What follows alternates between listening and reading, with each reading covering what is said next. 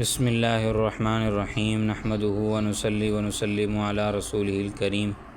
سورۃ النساء قرآن کریم کی ترتیب کے اعتبار سے چوتھی سورت ہے، اور یہ سورت حضور صلی اللہ علیہ وسلم کے مدینہ منورہ ہجرت فرمانے کے بعد ابتدائی سالوں میں نازل ہوئی، اور اس کا اکثر حصہ جنگ بدر کے بعد نازل ہوا تھا۔ اسی وجہ سے یہ سورت مدنی کہلاتی ہے، اور اس سورت میں 176 آیات ہیں، 24 رکوع ہیں۔ جس وقت یہ سورت نازل ہوئی وہ وقت تھا جب مدینہ منورہ کی نئی مسلمان ریاست قائم ہوئی تھی، اور نئی مسلمان ریاست کو مختلف مسائل سے وہ مختلف مسائل کا سامنا تھا، اور زندگی کا ایک نیا ڈھانچہ ابھر کر سامنے آ رہا تھا، جس کے لیے مسلمانوں کو اپنی عبادت کے طریقوں اور اخلاق و معاشرت سے متعلق تفصیلی ہدایات کی ضرورت تھی۔ دشمن طاقت اسلام کی پیش قدمی کا راستہ روکنے کے لیے سر توڑ کوششیں کر رہی تھیں، تو مسلمانوں کو اپنی جغرافیائی سرحدوں کے ساتھ ساتھ نظریاتی سرحدوں کی حفاظت کے لیے بھی مسائل درپیش تھے۔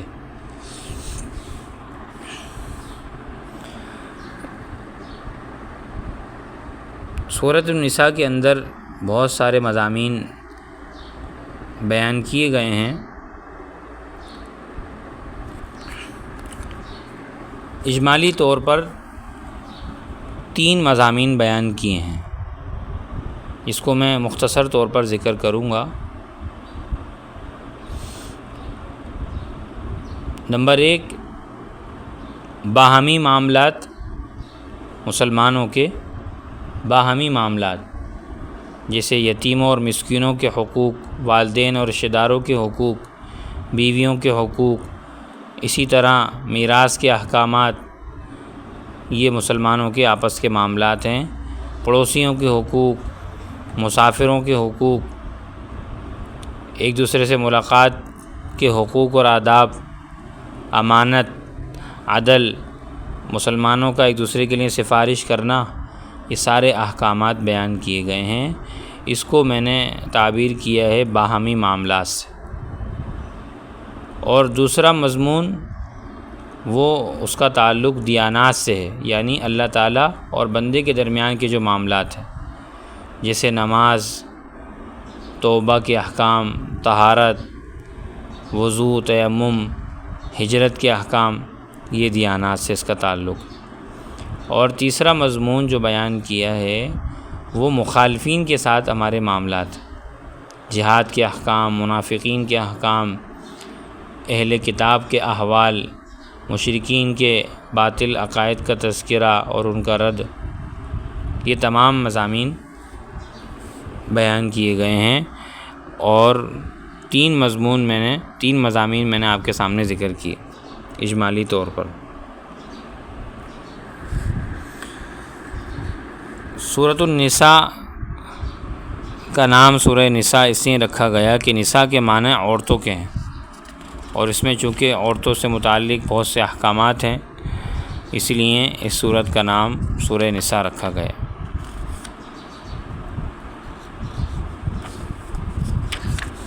اور اس صورت میں خاندانی معاملات کے بارے میں مفصل احکام اللہ تعالیٰ نے بیان فرمائے ہیں۔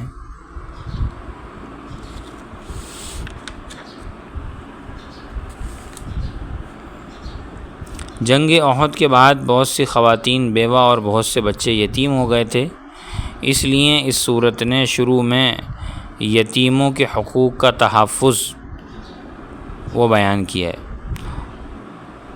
اور اسی طرح عورتوں کا میراث میں حصہ اس کو بیان فرمایا۔ زمانہ جاہلیت میں عورتوں کے ساتھ طرح طرح کے ظلم ہوتے تھے، اس صورت میں ان مظالم کی ایک کر کے نشاندہی کی گئی ہے، اور معاشرے سے ان کے خاتمہ کرنے کی ہدایت اللہ تعالیٰ نے بیان فرمائی۔ اسی طرح نکاح اور طلاق کے مفصل احکام بھی بیان کیے گئے ہیں، اور میاں بیوی کے حقوق متعین فرمائے ہیں۔ غرض بہت سے احکامات پر مشتمل یہ صورت ہے.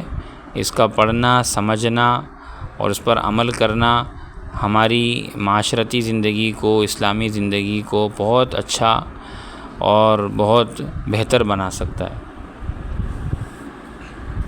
اللہ تعالیٰ ارشاد فرماتے ہیں یا ایھا الناس اتقوا ربکم الذی خلقکم من نفس واحدۃ وخلق منها زوجها وبث منہما رجالا کثیرا ونساء واتقوا اللہ الذی تساءلون به والارحام ان اللہ کان علیکم رقیبا. یا ایھا الناس، اے لوگو، اتقوا ربکم، اپنے رب سے ڈرو، الذی خلقکم، جس نے تمہیں پیدا کیا ہے، من نفس واحدہ، ایک جان سے، وخلق منہا زوجہا وبث منہما رجالا کثیرا ونساء، اور اسی سے اس کی بیوی پیدا کی اور ان دونوں سے بہت سے مرد اور عورتیں دنیا میں پھیلا دیے. واتقوا اللہ الذی تساءلون بہ والارحام، اور اللہ سے ڈرو جس کا واسطہ دے کر تم ایک دوسرے سے اپنے حقوق مانگتے ہو، اور والارحام، رشتہ داریوں کی حق تلفی سے بھی ڈرو. ان اللہ کان علیکم رقیبا، اور اس بات پر یقین رکھو کہ اللہ تعالیٰ تمہاری نگرانی کر رہا ہے. تو سورۃ النساء کی اس آیت میں پہلی بات جو قابل ذکر ہے کہ اللہ تعالیٰ نے اس سورت کو تقوی کے حکم سے شروع کیا.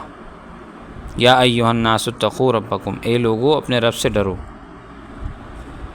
اور یہی وہ حکم ہے جس پر سورہ آل عمران کا اختتام ہوا ہے، واتقوا اللہ لعلکم تفلحون. تقوی کا حکم دیتے ہوئے اللہ تعالیٰ نے فرمایا اللہ سے ڈرو تاکہ تم فلاح پا جاؤ. اللہ تعالیٰ قرآن کریم میں جا بجا تقوی اختیار کرنے کا حکم دیتے ہیں، وہ اس لیے کہ تقوی کے بغیر انسان نہ اچھی زندگی گزار سکتا ہے اور نہ دوسروں کے ساتھ اچھا معاملہ کر سکتا ہے. تقوی کیا ہے؟ تقوی کا حاصل یہ ہے کہ انسان کے دل میں ہر وقت ایک احساس پیدا ہو جائے. کیا احساس پیدا ہو جائے؟ یہ احساس پیدا ہو جائے کہ میں ایک دن اللہ کے سامنے پیش ہونے والا ہوں اور وہاں مجھے اپنے ایک ایک قول و فعل کا جواب دینا ہوگا. تو تقوی جو ہے اور یہ احساس انسان کو اچھے عمل پر ابھارتا ہے، اپنے معاملات کی درستگی پر ابھارتا ہے. لہٰذا اللہ تعالیٰ نے تقوی کا حکم دے کر حقیقت میں یہ تاکید فرمائی ہے کہ اپنے ہر قول اور فعل کو اللہ تعالیٰ کی رضا اور خوشنودی کا ذریعہ بناؤ اور اللہ تعالیٰ کی رضا اور خوشنودی کے مطابق بناؤ. اس نے فرمایا یا ایھا الناس، یا ایھا الناس. تو اس میں یہ بھی بات ہے کہ یا ایھا الذین آمنوا نہیں کہا کہ اے ایمان والو. بہت سی جگہوں پر یا ایھا الذین آمنوا سے بھی خطاب کیا ہے، مگر یہاں پر یا ایھا الناس فرمایا، یا ایھا الناس، اے لوگو. تو یہ ساری انسانیت کے لیے، کیونکہ سورۃ النساء کی ابتدائی آیات خاص طور پر وہ خاندانی نظام سے متعلق ہیں، اور خاندانی نظام میں مختلف رشتہ داروں کے آپس میں ایک دوسرے پر حقوق ہوتے ہیں اور ان کی پاسداری کرنے اور ایک دوسرے کے ساتھ اچھا سلوک کرنے کا حکم دیا گیا ہے. یہ ایک ایسا حکم ہے کہ جو ساری انسانیت کے لیے فلاح و بہبود کے لیے، ساری انسانیت کی فلاح و بہبود کا ذریعہ ہے.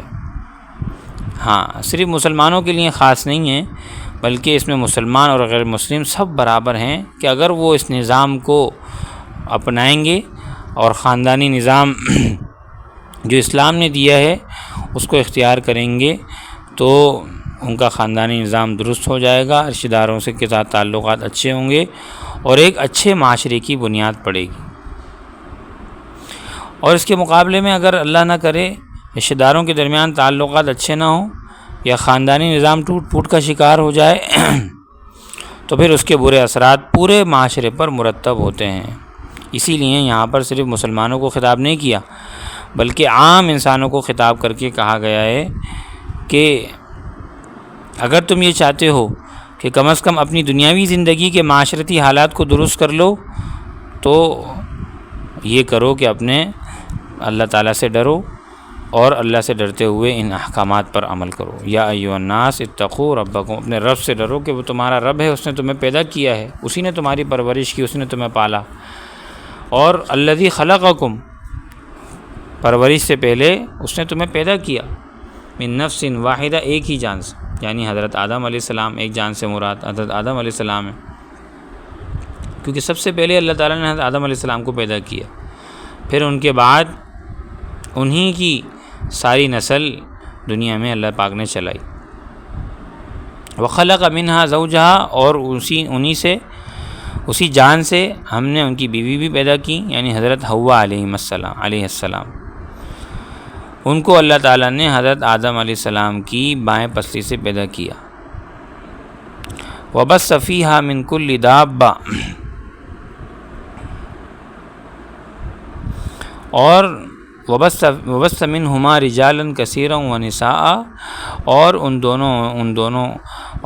دونوں سے ہم نے بہت سے مرد اور عورتیں دنیا میں پھیلا دیے۔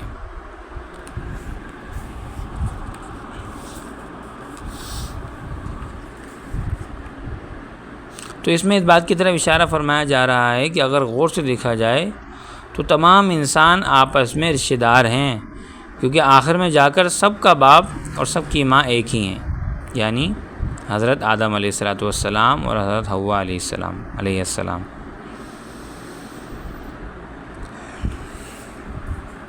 اور خلقکم من نفس واحدہ، اس آیت میں اللہ تعالیٰ نے پیدائش کی 3 صورتیں بیان فرمائیں۔ ایک صورت تو جاندار کا بے جان سے پیدا کرنا، جیسے حضرت آدم علیہ السلام کو اللہ تعالیٰ نے پیدا فرمایا مٹی سے، صحیح ہے جی، مٹی سے پیدا ہوئے، مٹی سے بنایا۔